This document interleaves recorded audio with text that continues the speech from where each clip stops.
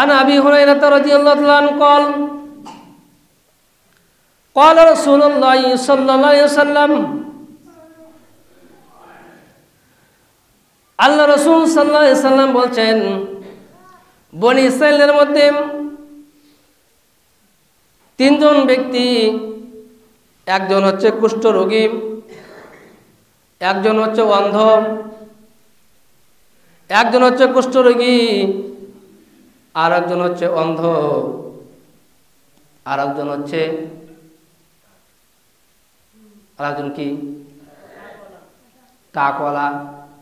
এই তিনজন ব্যক্তি আল্লাহ রাব্বুল আলামিন তিনজন ব্যক্তিকে পরীক্ষা করবেন। মনোযোগ দিয়ে শুনবেন। বনি ইসরাইলের মধ্যে আল্লাহ রাব্বুল আলামিন 1 নম্বর টাকওয়ালা, 2 নম্বর অন্ধ, 3 নম্বর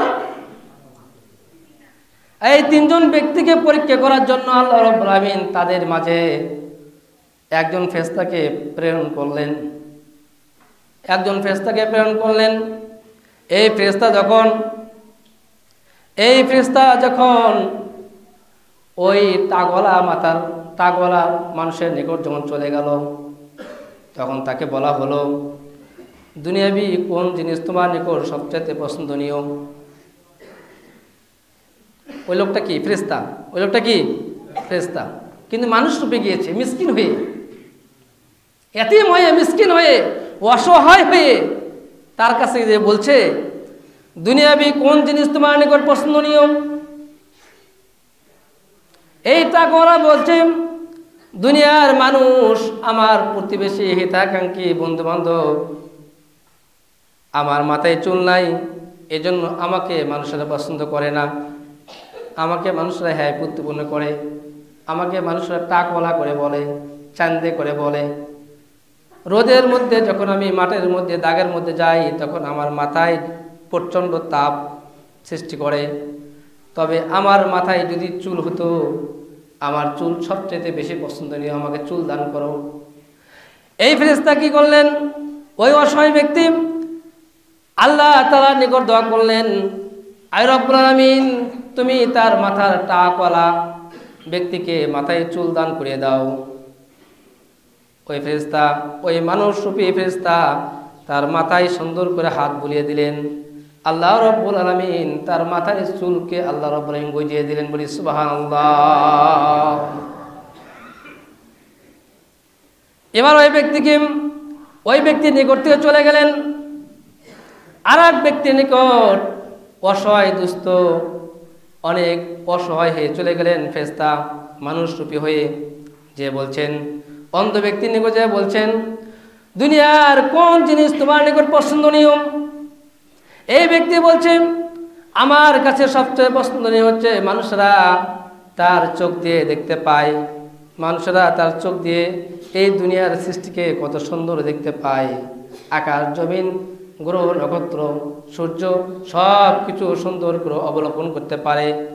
আল্লাহ রাব্বুল আলামিন যদি আমাকে চক্ষু দান করত, তাহলে আমি সবচাইতে বেশি আমার নিকট ভালো হতো।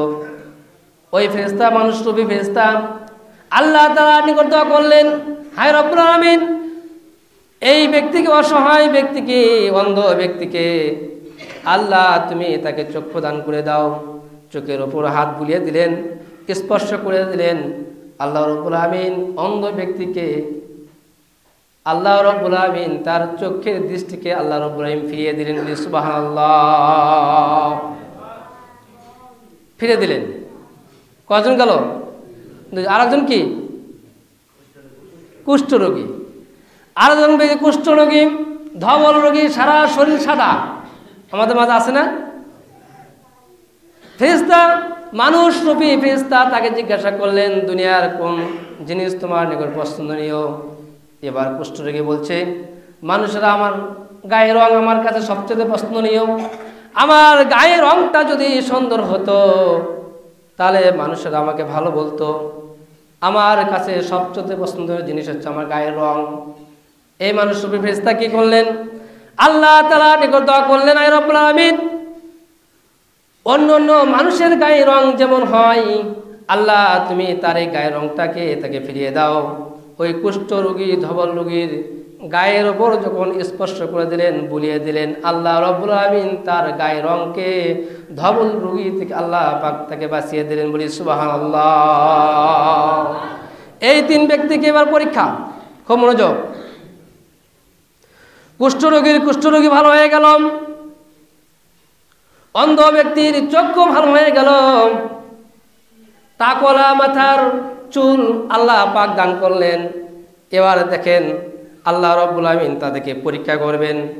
এবার আল্লাহ রাব্বুল আলামিন তাদেরকে পরীক্ষা করার জন্য আবার ওই ফেরেশতাকে আবার তাদের নিকট পাঠিয়ে দিলেন। পাঠিয়ে দেওয়ার পরে কুষ্ঠরোগীর নিকট চলে গেলেন। কুষ্ঠরোগীকে বলছেন, আমি মিসকিন, আমি অসহায়, আমি মুসাফির, পথ চলতে গিয়ে আমার কাছে কোনো টাকা নেই, কোনো পয়সা নাই, কোনো সম্পদ নেই। আল্লাহ রাব্বুল আলামিন তোমাকে অনেক সম্পদ দান করেছেন। আল্লাহ পাক বললেন, তোমার কোন সম্পদ সবচেয়ে বেশি পছন্দনীয়? আল্লাহ পাক বললেন, আমার হচ্ছে ছাগি সবচেয়ে পছন্দনীয়, ছাগল। তাকে ছাগল দেওয়া হলো, ছাগল দেওয়া হলো। এই ছাগলের জন্য আল্লাহ পাকের নিকট দোয়া করা হলো। ওই ফেরেশতা আল্লাহ তাআলার নিকট দোয়া করলেন, আল্লাহ রাব্বুল আলামিন কুষ্ঠ রোগীকে ভালো করে দিলেন এবং মাঠ ভরা ছাগলে আল্লাহ পাক থেকে ভরপুর করে দিলেন। বলি সুবহানাল্লাহ। ছাগলে ভরপুর করে দিল। তারপরে অন্ধ ব্যক্তিকে গাভীতে ভরপুর করে দিলেন, সংক্ষিপ্ত করে বলছি। তারপরে টাকলাকে আল্লাহ রাব্বুল আলামিন উটে পরিবর্তন করে দিলেন, উট দিয়ে পরিবর্তন করে দিলেন। মানে উটের মাঠ ভরে গেল, ছাগলের মাঠ ভরে গেল, গাভীর মাঠ ভরে গেল, অনেক সম্পদের মালিক হয়ে গেল। এবার আল্লাহ রাব্বুল আলামিন এই 3 ব্যক্তিকে পরীক্ষা করার জন্য আবার ফেরেশতাকে আবার মানুষরূপীভাবে অসহায় দরিদ্র হিসেবে তাদেরকে প্রেরণ করলেন। মনোযোগ দিবেন এবার এবার এই মানুষরূপী ফেরেশতা চলে গেলেন ওই কুষ্ঠরোগীর নিকট, যা বলছেন, আমি অসহায়, আমি গরিব, আমি মিসকিন, আমার কাছে কোনো সম্পদ নেই। এই যে তোমাকে গাভী দেওয়া হয়েছে, চরণ ভূমিতে তোমার অনেক বাছুর দেখতে পাচ্ছি, অনেক গাভী দেখতে পাচ্ছি, এখান থেকে কিন্তু সম্পদ তুমি আমাকে দিয়ে দাও। বলছে, এই সম্পদ আমি আমার পূর্বপুরুষ থেকে পেয়েছি, এই সম্পদ আমার উত্তরসূরি হিসেবে আমি পেয়েছি, আমারই হয় না, আর আমি আপনাকে কি দেব? তাকে ফিরিয়ে দিলেন। আর ওই লোক বলছেন, আমি কি তোমাকে চিনি না? তুমি যে পূর্বে কি ছিলে এটা আমি জানি না। কি জানেন না? পূর্বে ছিল কি? কুষ্ঠরোগী, ধবল এবং গরিব, মিসকিন ছিল, তার কাছে কিছু ছিল না। আমি এটা জানি না? তুমি যদি সত্যবাদী হয়ে থাকো, তুমি যদি মিথ্যাবাদী হয়ে থাকো, তাহলে আল্লাহ রাব্বুল আলামিন তোমার এই সম্পদগুলোকে নস্যাৎ করে দেয়। এই ফেরেশতা চলে গেলেন টাকলার কাছে। টাকলা বলছেন যে, আমি অসহায়, আমি দুস্থ, আমি মুসাফির, আমার কাছে কিছুই নেই, আমাকে কিছু টাকা দাও, আমাকে কিছু উট ওই তোমার চরণভূমি থেকে একটা উট দাও, যেটা বিক্রি করে আমি আমার পথ চলা খরচ আমি নিয়ে যাব। বলছে, না, এগুলো আমি উত্তরসূরি হিসেবে পেয়েছি, আমার বাপ দাদার পূর্বপুরুষ থেকে আমি এগুলো পেয়েছি, আমি তোমাকে কি দেব? আমার কাছে কিছুই নেই। ওখান থেকে বিমুখ হয়ে ফিরে গেলেন আর বলছেন, আপনি যদি মিথ্যাবাদী হন তাহলে আপনার সম্পদ আল্লাহ পাক ধ্বংস করে দেয়। ওখান থেকে ফিরে গেলেন। এবার চলে গেলেন ওই অন্ধ ব্যক্তির নিকট। এবার অন্ধ ব্যক্তির নিকট যা বলছেন যে, আমি অসহায়, আমি দুস্থ, আমি গরিব, আমি মুসাফির, তোমাকে যে ছাগল দেওয়া হয়েছে এই ছাগি থেকে আমাকে কিছু সম্পদ দাও, কিছু টাকা দাও পথ খরচের জন্য। বলছেন, ঠিক আছে, এই চরণভূমিতে যা আছে, যে আল্লাহ রাব্বুল আমিন আমার চক্ষুকে ফিরে দিয়েছেন, যে আল্লাহ রাব্বুল আমিন আমার চোখের দৃষ্টিকে ফিরে দিয়েছেন, সেই আল্লাহ রাব্বুল আমিনের নিকট আমার সম্পদ দিতে আমার কোনো ভয় নেই। যাও, এই সম্পদ থেকে যা আছে তুমি সব কিছু নিয়ে যাও। ওই ফেরেশতা বলছেন, তোমার এই সম্পদ আল্লাহ পাক নেবেন না, শুধু তোমার তাকওয়া দেখেছে, তোমার আল্লাহর ভয় দেখেছে, তোমার আল্লাহকে খুশি করার জন্য তুমি যে কথাটুকু বলেছো এটুকুই আল্লাহ পাক সন্তুষ্ট হয়েছে। এর পূর্বে যে দুই ভাইজানের কাছে গিয়েছিলাম আল্লাহ পাক তাদের সম্পদগুলোকে উঠিয়ে নিয়েছেন, আর তোমার এই সম্পদকে আল্লাহ পাক বৃদ্ধি করে দিবেন বলি সুবহানাল্লাহ। সম্পদ দেওয়ার মালিককে, সম্পদকে চিনে নেওয়ার মালিককে, সন্তান দেওয়ার মালিককে, সন্তান না দেওয়ার মালিক হচ্ছে আল্লাহ, ঠিক না? তাহলে আপনার কাছে যে সম্পদ আছে এই সম্পদ আপনার নয়, এটা শুধু পরীক্ষা করার জন্য আপনাকে দিয়েছে, যে এই সম্পদ দিয়েছি এই সম্পদটা আমার ওই বান্দা কোন পথে ব্যয় করে দেখি। আমি তাকে সন্তান দিয়েছি, এই সন্তানটাকে কোন পথে সে শিক্ষিত করে। আমি তোমাকে মেয়ে দিয়েছি, মেয়েটাকে কোন পথে সে ব্যয় করে। আমি তোমাকে অর্থ দিয়েছি, সম্পদ দিয়েছি, গাড়ি দিয়েছি, বাড়ি দিয়েছি, দেখি তুমি কোন পথে তুমি এটা খরচ করো, এটা আমি দেখব। তাহলে এই দুনিয়াতে যে সম্পদ আছে এই সম্পদ আপনার নয়, এই জান আপনার নয়। সম্পদ এবং জান কার? আল্লাহ।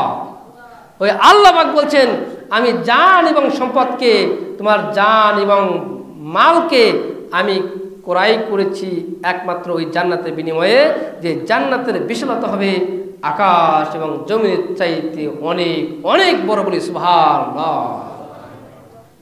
ওই জান্নাতের বিনিময়ে। তাহলে ওই জান্নাতে গেলে, জান্নাতে যেতে চলে অবশ্যই এই আল্লাহর রাস্তায় আপনাকে আমাকে কি করতে হবে?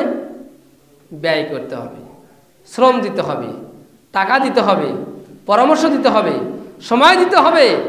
এমনকি আপনার ইসলামকে প্রতিষ্ঠা করতে গিয়ে যদি আপনার জান চলে যায়, প্রাণ চলে যায়, এই বাংলার মাটিতে যদি ইসলামের পতাকা দাঁড় করানোর জন্য যদি ইসলামের ডাক আসে, সেই কাফের মুশরিক মুরতাদের সাথে যুদ্ধ করার জন্য, শহীদ হওয়ার জন্য প্রস্তুত হতে হয়, আপনাকে প্রস্তুত হতে হবে ইনশাআল্লাহ।